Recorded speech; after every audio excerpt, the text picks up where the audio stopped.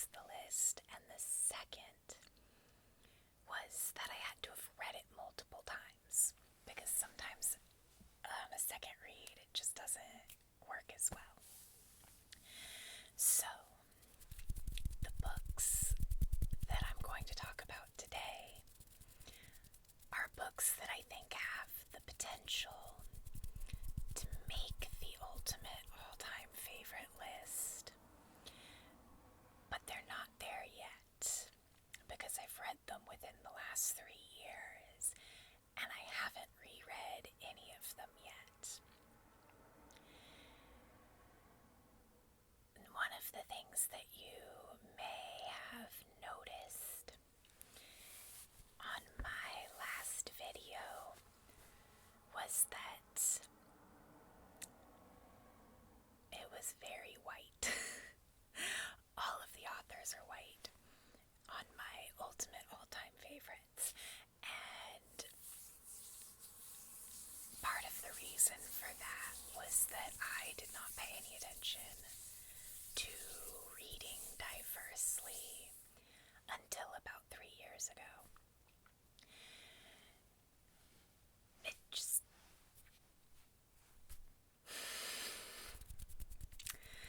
So, these books that I'm going to talk about today, I'm going to do a part 1 and a part 2 because I have a pretty substantial stack of books here.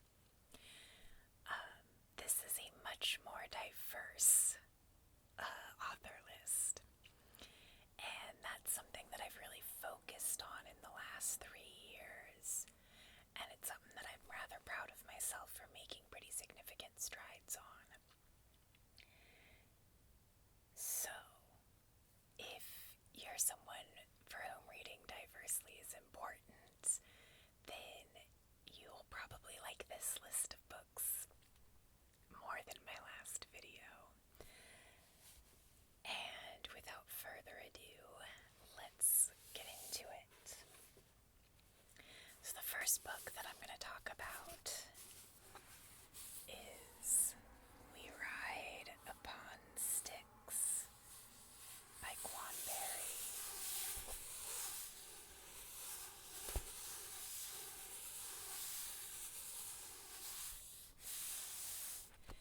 So, this book, I was actually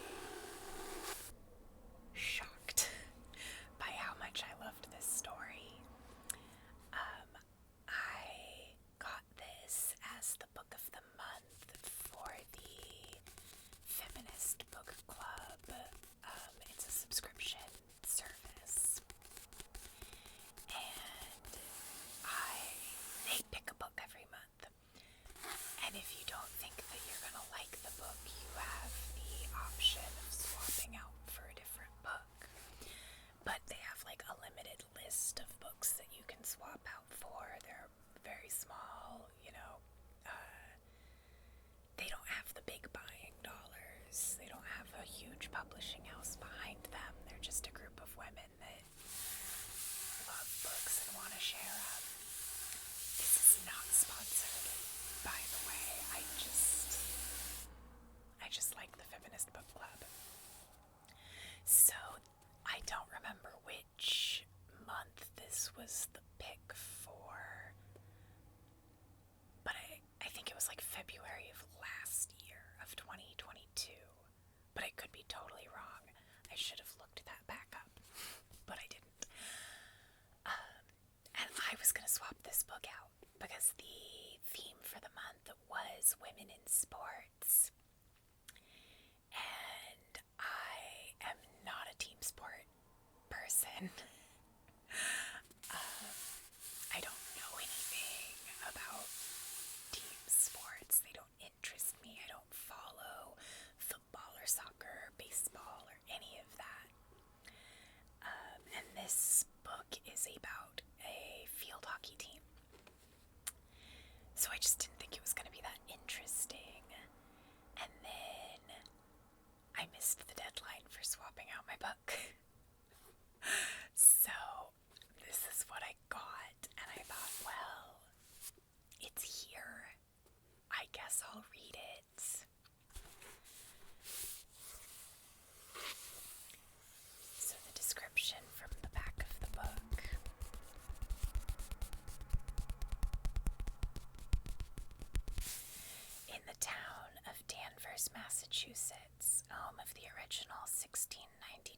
college trials.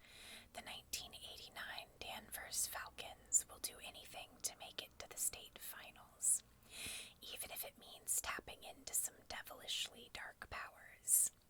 Against a background of irresistible 1980s iconography, Quan Barry expertly weaves together the individual and collective progress of this enchanted team as they storm their way through an unforgettable season. Helmed by good girl captain Abby Putnam, a descendant of the infamous Salem accuser Ann Putnam, and her co-captain Jen Fiorenza, whose bleached blonde claw sees and knows all. The Falcons proved to be wily, original, and bold, flaunting society's stale notions of femininity.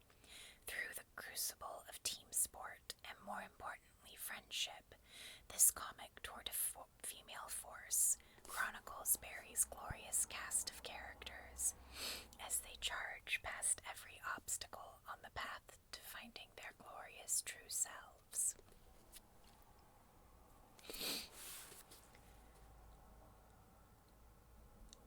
I'm trying really hard not to sneeze. So, I didn't think I was going to like this book. I don't know anything about field hockey. It didn't even sound that interesting to me reading the back.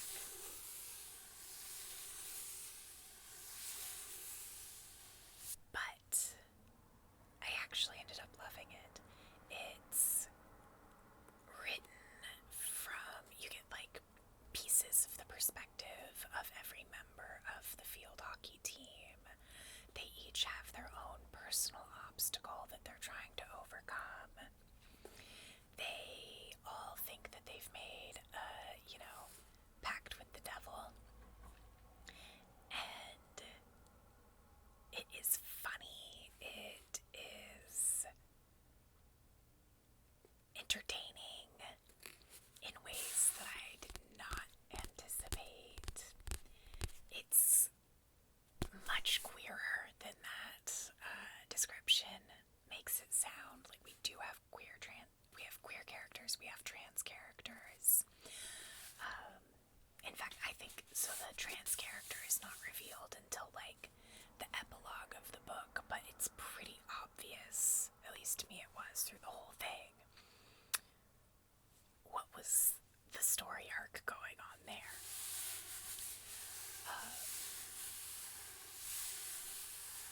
So yeah, unexpected potential favorite. I really liked this one, and I would highly recommend it, even if I would say if you like magical realism, fantasy, witchcraft, this is a good pick. If you like sports, maybe it's a good pick, but the sports, other than being the backdrop, you don't have to know anything about field hockey. You don't have to care about field hockey at all for this to still be a really entertaining story.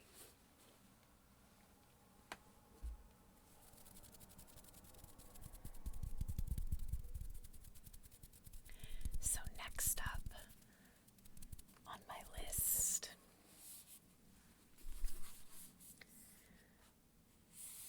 is Delilah Green Doesn't Care by Ashley Herring Blake, and this book is super popular.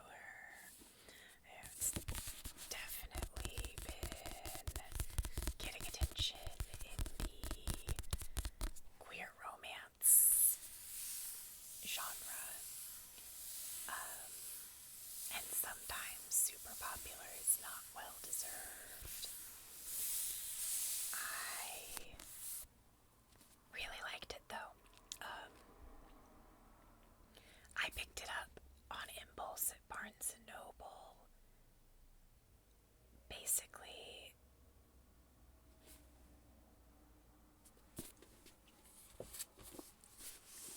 I picked this one up at Barnes & Noble on an impulse because it was set in Seattle, Washington, and I am in the Pacific Northwest, so I wanted to read a book that took place in a location that I knew. And And then that sparked a whole reading challenge for myself. So the challenge that I am currently engaged in is trying to read a queer book set in each state in the United States. And on that Barnes & Noble trip, I ended up getting Count Your Lucky Stars. But Delilah Green Doesn't Care was on the table next to it, and I was going back and forth and back and forth. So Count Your Lucky Stars checked off Washington State for me. We Ride Upon Sticks checked off Massachusetts. Delilah Green Doesn't Care checked off Oregon State. So if you're picking this up because you want something that you can tell is set in Oregon, it doesn't really meet that criteria. Bright Falls is definitely a made-up town, and it could kind of be like any small town in the United States, essentially. But I still really liked the book.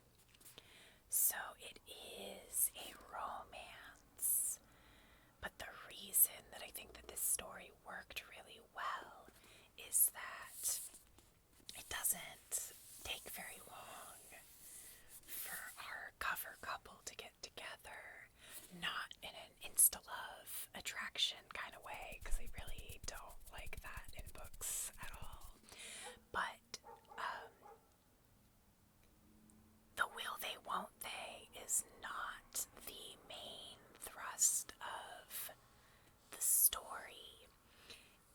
To me, the really interesting part is Delilah Green going to heal her relationship with her stepsister, Astrid Parker.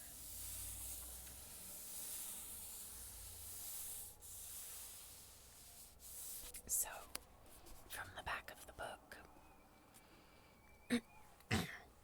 Delilah Green swore she would never go back to Bright Falls.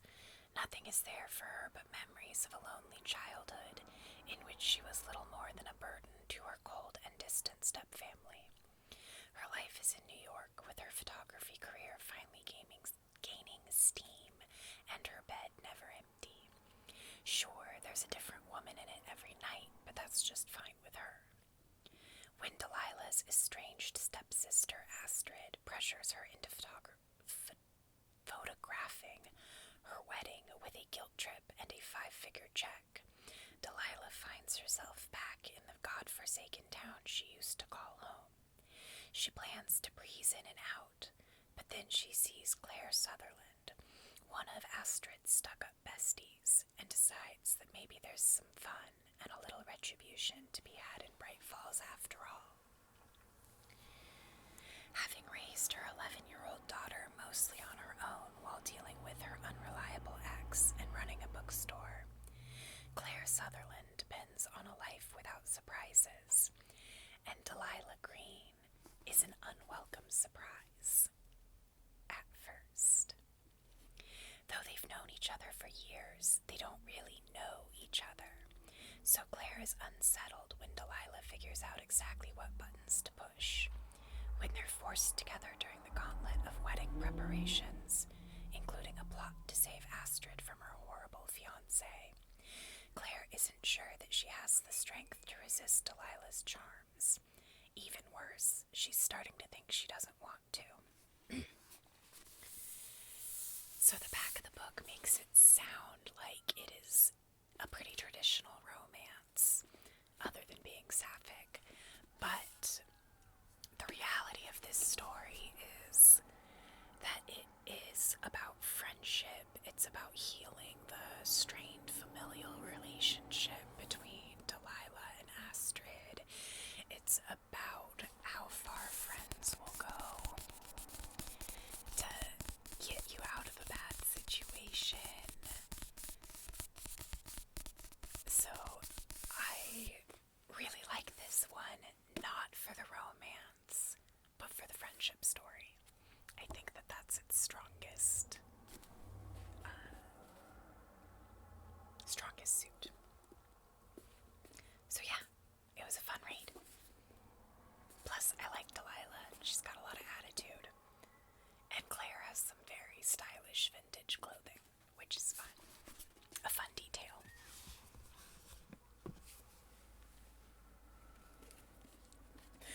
So, keeping the queer books coming.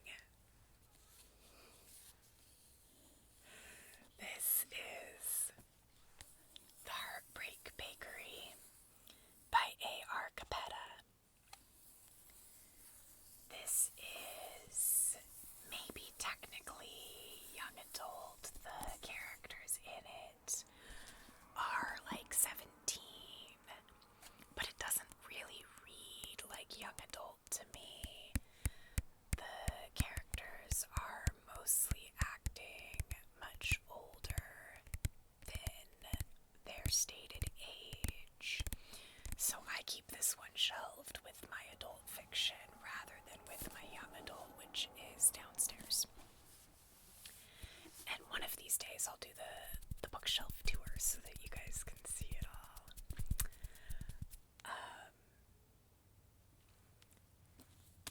So despite the fact that I don't think that this is correctly categorized and calling it young adult, it is. I wouldn't say don't give it to your teenager.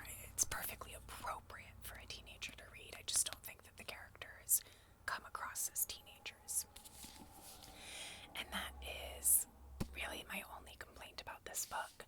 Otherwise, it is so sweet and so queer and such like a beautiful diversity of queer characters in a way that does not feel like it was done to check off boxes. It feels like an authentic reflection of actual queer gatherings, which are very, very rarely made up of only one flavor of the LGBTQIA two-spirited community. So this one takes place in Texas, in a bakery. So our main character, Sid, does not use pronouns. Sid identifies as agender, and Sid is kind of just in the process of learning what that's going to mean in Sid's life. And there is a romance happening here, but it's not the main thrust of the story. But the romantic interest is Harley. He or they. They use a different pronoun pin every day, so you check the pronoun pin on the messenger bag to see if they're using he, him, or they, them for that day, which is just so cute. So Sid and Sid's girlfriend break up, and Sid works at a bakery. And in the wake of their breakup, Sid and W's breakup, Sid bakes a batch of brownies. And those brownies get sold to customers. And every couple that eats a brownie ends up breaking up. So the story is Sid and Harley trying to find each of these couples and get them back together. And things that I absolutely love about this book is that it's got actually a shockingly nuanced conversation about relationships going on in it, and some relationships, the right thing for them is to break up, and that gets addressed in this. And we see a very diverse list of characters. We see this fantastic exploration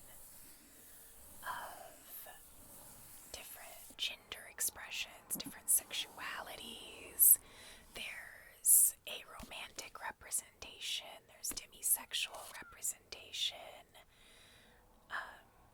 plus the more, well-known, we've got gay, lesbian, all of that jazz going on. There is acknowledgement of the difference between being white and queer versus being a queer person of color, and how that changes how you interact within the queer community and within the larger community of, straight people in your town. I just thought all of that was like really beautifully done. So I got this one from the library when I read it, and I ended up buying a copy of it because I really loved it. But also it has recipes in it. And I haven't made any of the recipes yet, but I'm dying to try the olive oil cake because it sounds delicious. And I love baking. I love a good description of food in a book. I love a book that includes recipes. I just think it's such a fun thing to add.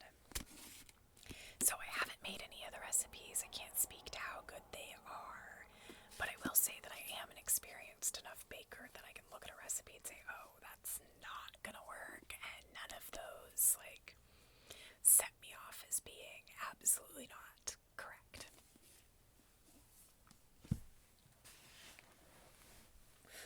Sorry, gotta adjust my seat here so my legs don't go numb, because I'm just sitting on a pile of pillows on the floor of my bedroom. Maybe someday I'll get a better filming setup, but for now this is the space that I have.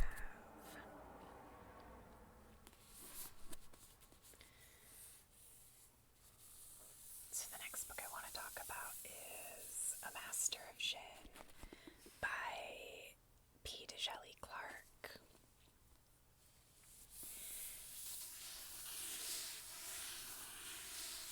This isn't really the cute cover version. There's a cuter cover out there, but it's good enough. I don't know why I get so hung up on I want cute covers when you obviously you can't see the covers for any of my books. The only ones that I have oriented face out are my books by R.F. Kuang, because they're all hardbacks, so having the Poppy Wars face out with Babel behind it takes up less space than if I put them spine out, and otherwise it's all just spines. But A Master of Djinn. Cairo, 1912. Though Fatma el-Sha'arawi, I'm so sorry, I should have practiced saying that, is the youngest woman working for the Ministry of Alchemy, Enchantments, and Supernatural Entities, she's certainly not a rookie. So when the members of a secret brotherhood are murdered, ancient Fatma is called onto the case. The murderer claims to be Al-Jahiz, who transformed the world 50 years ago when he opened the veil between the magical and mundane realms before vanishing into the unknown. Using dangerous magical abilities, he instigates unrest on the streets of Cairo that threatens to spill over onto the global stage. Ancient Fatma must unravel the mysteries behind the impostor to restore peace to the city, or face the possibility he could be exactly who he seems. So this kind of reads like fantasy mystery thriller. Fatma was an absolutely fantastic character. I was really skeptical going into this. Men can write female main characters. They absolutely can. And P. Djèlí Clark proves that, because Fatma is fantastic. But often men do a terrible job. So I was a little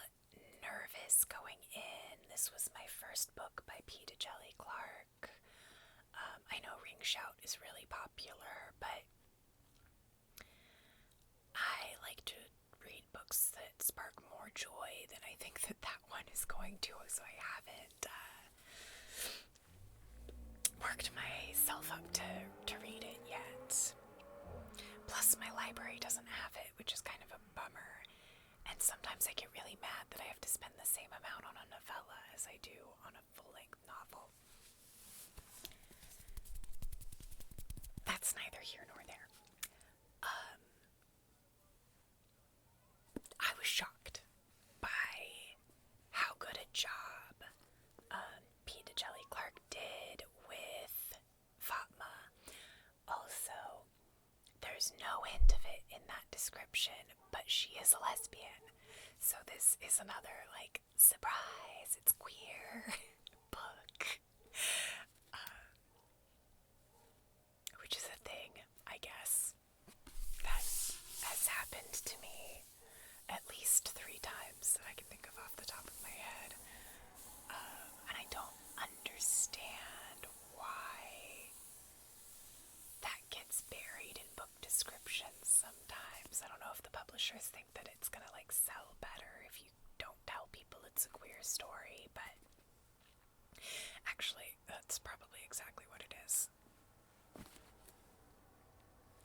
So this one was a really fun mystery.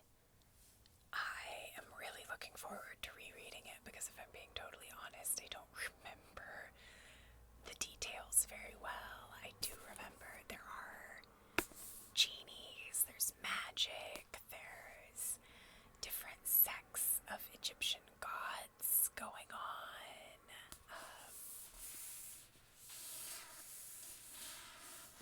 It's just all kinds of fun. Sorry, I got a little distracted. Someone was texting me and I'm filming on my phone. So, apologies. Refocused. The last books that I want to talk about in this video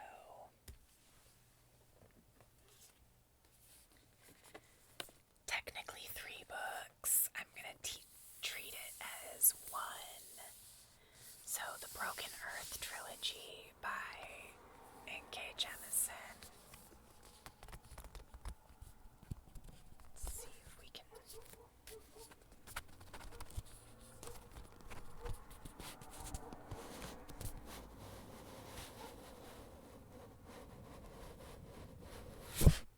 Yeah.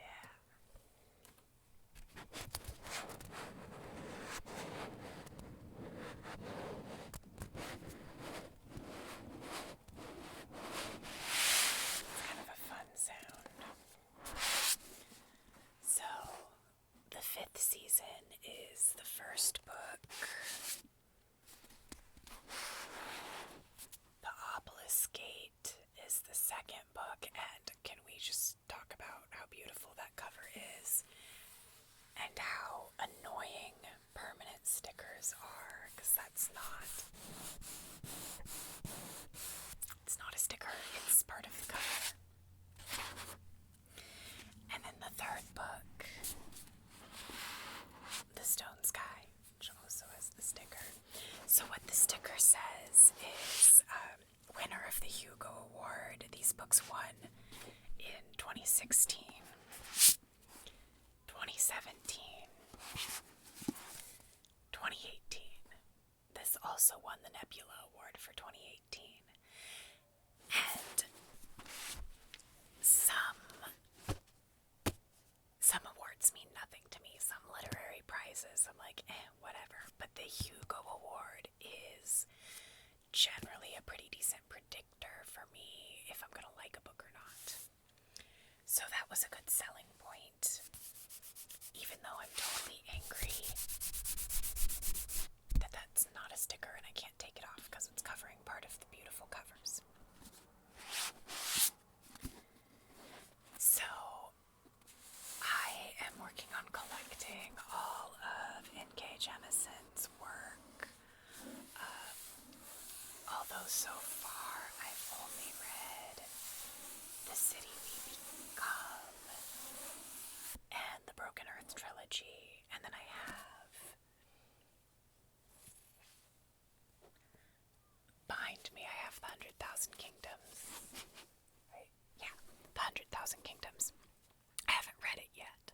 So the books immediately behind my head are the books that I own but haven't read. And I'm just trying to finish the David Bad trilogy so that I can pick that one up. The 100,000 Kingdoms.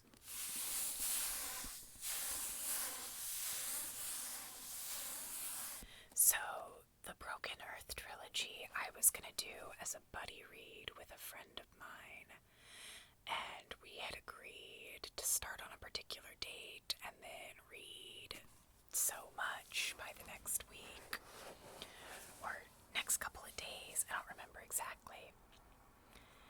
So I started the 5th season on the day that we had agreed, and I texted my friend and I said, I'm really sorry, but I can't read this as slowly as we had planned. And I read all 3 books in 6 days. Which, like, they're not small books. So the reason that I'm treating them as a single book for my potential favorites is that I read them so quickly that I don't remember what happened in each book. I don't remember which book I thought was best. It's just a single story in my mind, and that story is heartbreaking and dark. It is about the end of the world. Kind of twice. It's told in the second person, which took a little bit of getting used to, and I know is definitely a turnoff for some readers. But once I got into it, I got really into it because it felt like the story was being told to me as if I was the person who was doing the actions, which was powerfully immersive. So that was really fun.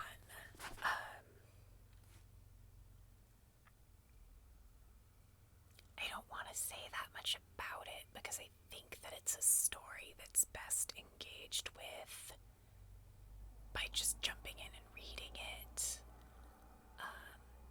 The world building is exquisite, and it feels like something that you need to just let it happen. Just let it happen. Let it unfold in front of you so that you can really get the most out of it. And I am really looking forward to rereading these books. I think I am going to make myself wait until I have read more of her other books before I jump back in and reread these. But they're really good. The other concern that I have is that there's some of her I've only read her more recent books. So I have a minor fear that I'm going to go back in time and, instead of watching her writing evolve and get better over time, I'm going backwards. So I have some minor concerns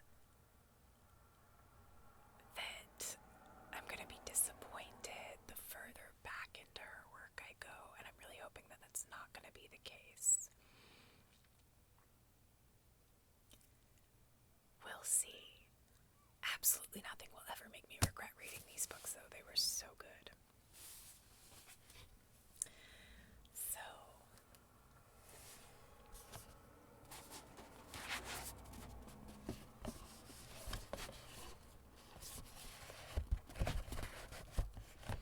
put them back in their case here.